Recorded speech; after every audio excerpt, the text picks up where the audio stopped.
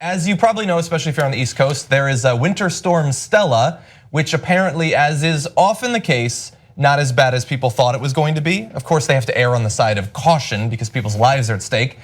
So it wasn't as bad as they thought, but there are still millions of people up and down the East Coast that are on blizzard warning right now. And between 8,000 and 9,000 flights have already been canceled as of earlier today. So that is something that is still very much a reality if you're living on the East Coast.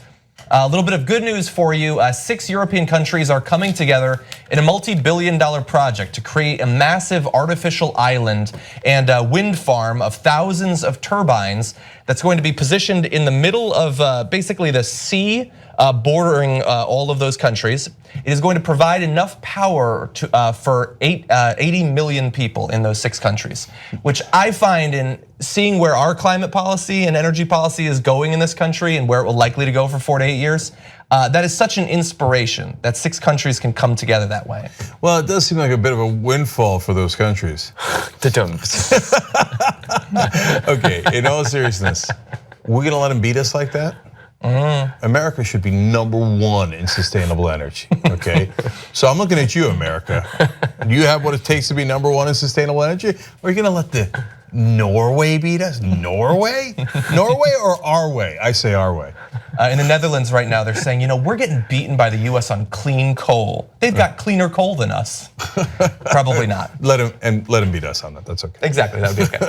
At George Washington University, they're currently investigating white supremacist flyers that have been left around the campus targeting undocumented immigrants with such phrases as "America is a white nation" with a couple of very white faces, and quote, "We have a right to exist."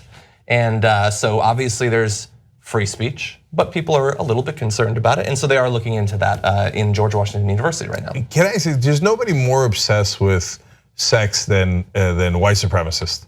Because they're always like, we have a right to exist. Well, who's stopping you, dude? Who's trying to kill you? Nobody, right? What they mean by that is like, please, our white women stop having sex with minorities instead of us. You think it's we have a right to get laid? That's exactly what it is.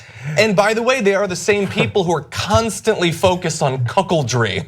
Oh God, somebody might come for our wives. Yeah. That's not a healthy worldview, people. Okay. There might be another reason why they think about cuckolding every single day.